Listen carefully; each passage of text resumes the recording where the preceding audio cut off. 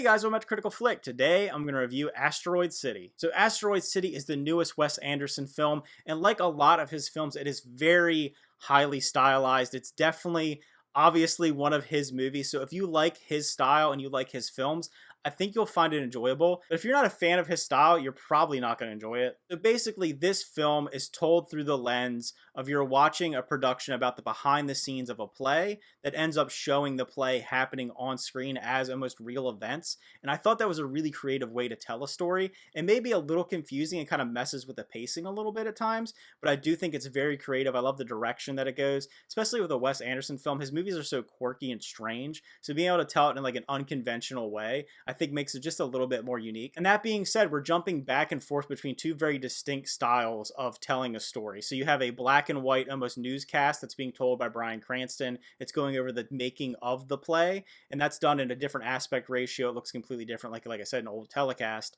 And then it jumps to a very vibrant Technicolor play happening in real life. So while it is a play, it's told in a way that looks like reality. It's a wider aspect ratio. It's not like it's on a stage or anything like that. But the way that the sets look, it looks like it is a play production. If that makes any sense, you're looking at the background looks like it's painted almost. All the structures look very play-like. They don't look like real structures. So it's very interesting to watch this take place in almost like this alternate reality of a play. So it's really bizarre, like I said, maybe a little hard to follow at times, but it works perfectly for Wes Anderson's style. And like all Wes Anderson movies, he has an incredible cast of who's who in Hollywood. The standouts for me were Jason Schwartzman is the main character of the film, basically, and he plays a father who is kind of struggling in many ways to convey his emotions. He's also a war photographer, and he's recently lost his wife, and he's kind of thrown into these crazy events and kind of getting in almost like a relationship throughout the film. So I thought his performance was very good, and he's also kind of playing a different character when it flips back and forth from the behind the scenes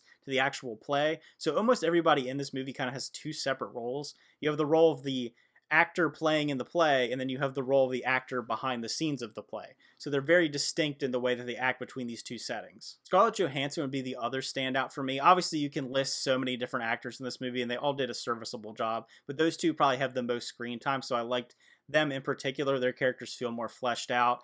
And the weird thing about this movie is because it's kind of representing a play on screen, the acting feels very theatrical. It doesn't feel like you're watching a normal film in a cinema. It feels like you're watching a play out on a screen. So it can be a little off-putting, and for me it is a little stilted at times, but Wes Anderson's dialogue is always so quippy and quick that it does feel kind of strange, and if you're not used to that style of dialogue, you probably won't enjoy it. And that's one of the criticisms that I have for Wes Anderson movies, is it feels like you always have to get used to the way the movie is. So the first 30 minutes, you're just getting used to what's happening in the style and how strange and different his movies are. But by the end, and if you fully embraced it, they end up being quite enjoyable. So it's kind of getting past that initial kind of style over substance nature of his movies to really enjoy kind of what's maybe beneath the surface. And it feels like these movies need constant rewatches. This one in particular, it doesn't really drive forward too many themes. There's some subtle themes about loss, about isolation, about the unknown, and I think those work well,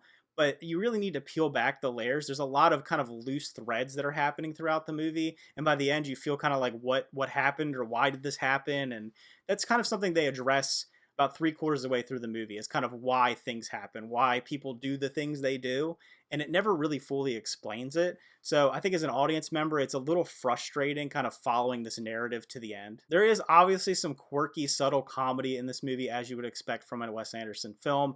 Steve Carell was my favorite. He's like this goofy little supporting character who's the manager of like the little motel complex that they're living in. Anytime he was on scene, I just enjoyed it. I thought those were some of the funniest moments. I love Steve Carell, and I love seeing him get an opportunity to have a comedic role on screen. From a technical standpoint, you really aren't going to get a better film cinematography wise than a Wes Anderson movie. The way he uses those panning shots and the way he frames and blocks his shots, they're some of the best in cinema. Some of the shots are going to be circulating around the internet when it comes to Oscar season. There's so many that popped up where I was like, okay, that's just a perfect Wes Anderson shot, and you just enjoy it and you love it and you soak it in. So you get what you expect from that aspect from him. So overall, if I were to rate Asteroid City, I would give it a 7.5 out of 10. It's not my favorite Wes Anderson film. I really love his animated movies, whether it be Isle of Dogs or Fantastic Mr. Fox.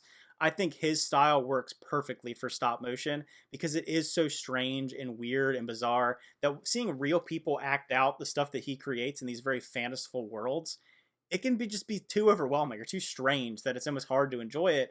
But I do think in the animated style, it works perfectly.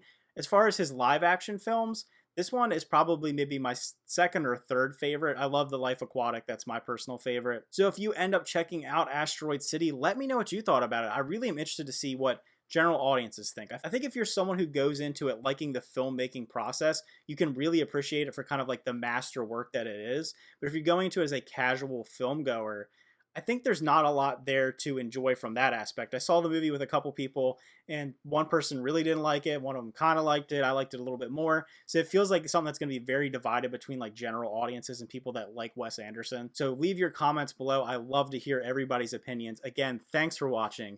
Remember to like and subscribe, and see you guys next time.